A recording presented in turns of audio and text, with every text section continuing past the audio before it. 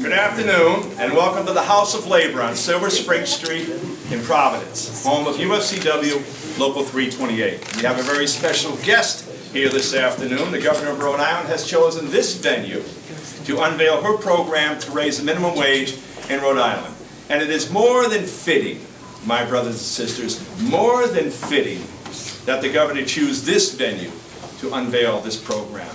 Because 77 years ago, the Governor's grandfather, Gove Raimondo, who was a meat cutter at non-union First National stores at that time, met with several other meat cutters in the company, and they met and they organized and they created this local union 77 years ago, Gina's grandfather.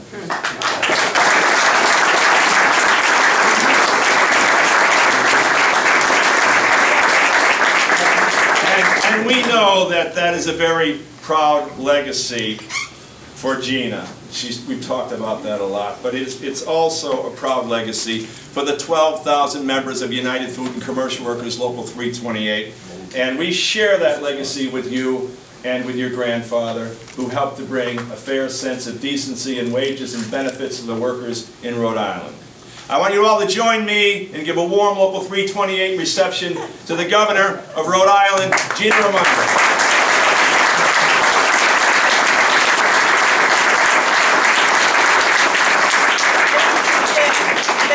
I appreciate that. My dad and Jim had a lot of time to talk in the campaign, and they shared a lot of stories. And it was very important to my father that his father was one of the folks that founded the local union.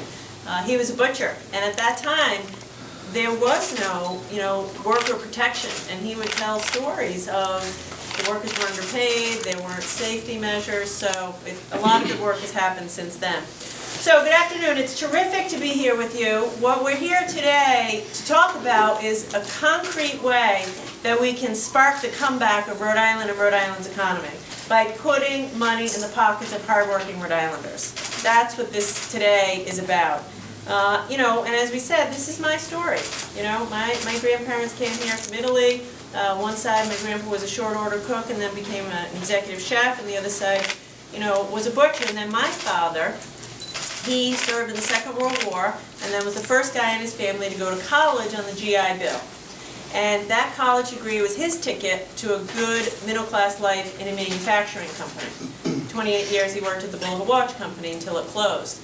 And once upon a time, a lot of people work in manufacturing companies in Rhode Island, and now they're all gone. And we have to rebuild this economy.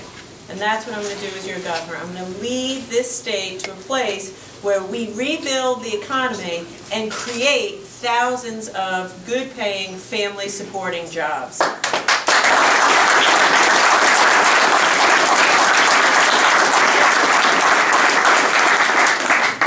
I believe we have to be a place where Rhode Island is competitive so that we can attract businesses, which means we have to have reasonable taxes and a good regulatory environment.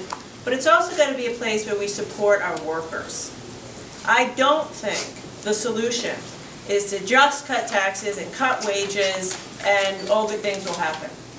Actually, if you look around the country, states that are pursuing that strategy aren't doing well. Look at Wisconsin, look at Kansas, it's not working. What we have to do is support business but also support our workers with job training programs and with reasonable wages. And I'll tell you this, nobody who works full-time should have to live in poverty. It's not right. Nobody.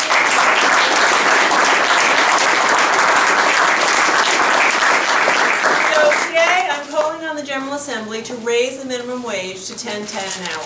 And I see we have Representative Bennett and Senator Lynch, who shares my birthday as an aside, who are the sponsors of this legislation in the House and the Senate.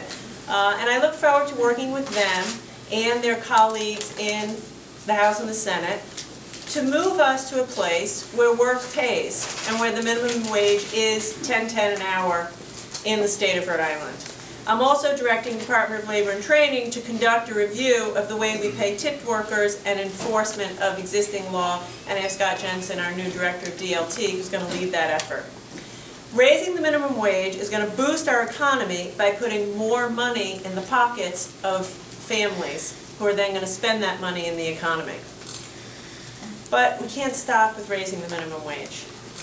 The reality is, if you make $10.10, it isn't enough to lift your family out of poverty. You would have to have more than one job in order to take care of your family at $10.10. Which is why everything that I'm going to do as your governor is going to be focused on creating more family-supporting jobs. And later this week, I'll be rolling out my budget.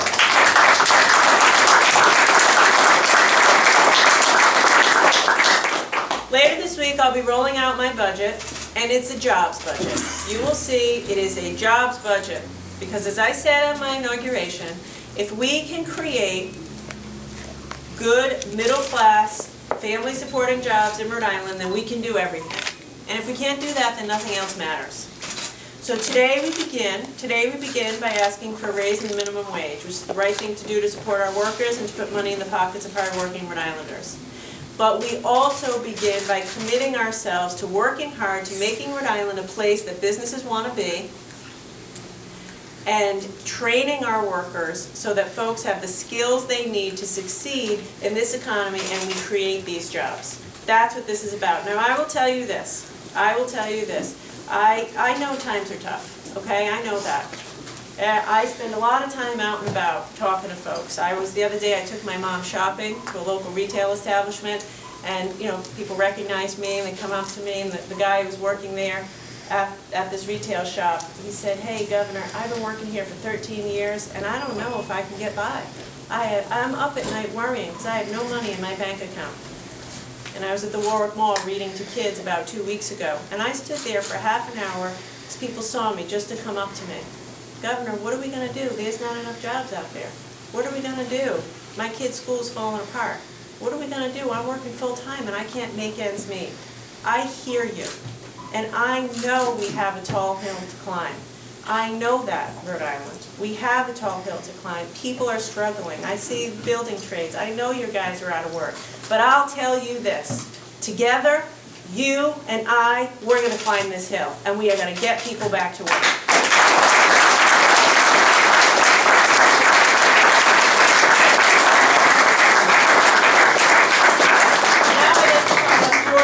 Your leader.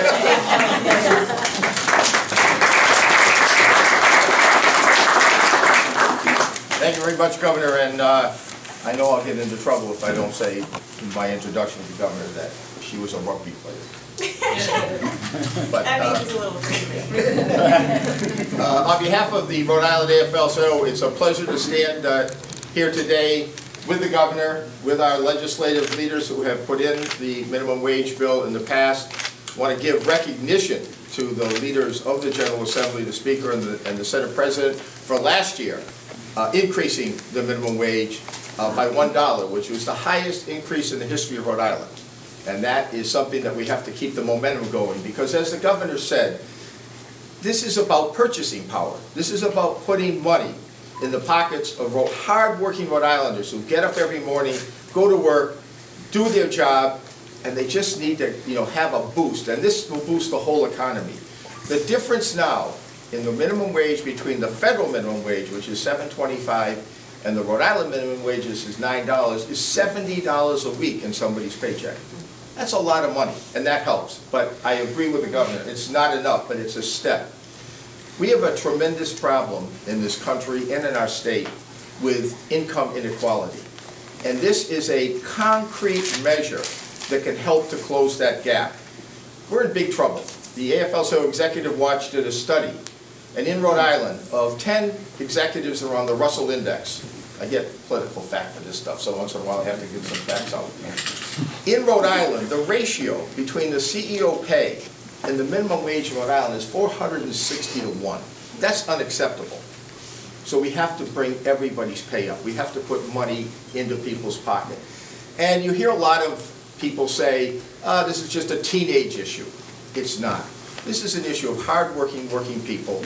And the increase in the minimum wage also benefits the family income. A lot of families depend on a young person, whether that young person is helping the family survive or making sure that that person can get an education and pay for their own schooling. So it is something that really boosts the whole economy.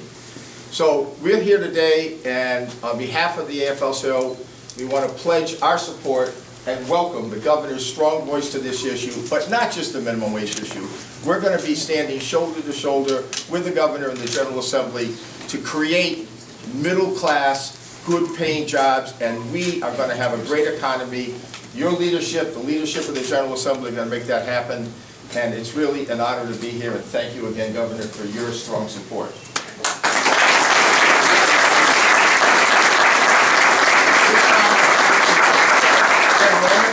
Is the owner of Rue de l'Espoir, how did I do? Good. At Ruby's. Very good. Okay, I'm doing all right. I'm going to a French restaurant now, thank you.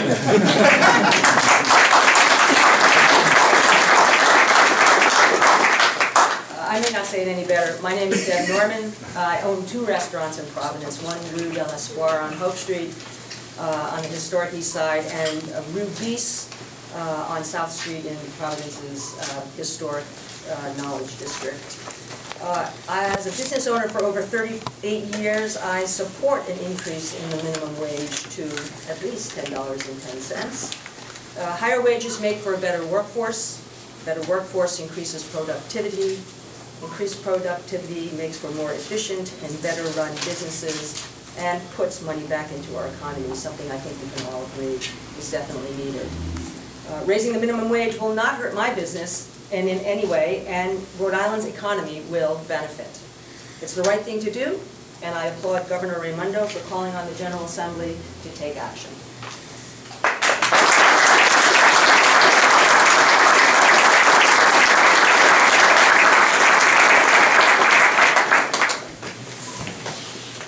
Thank you all for coming. Thank you, Governor. Thank you, Deb. Good luck at that restaurant. We'll have stuff. We have a lot of fundraisers there, you know. Very nice.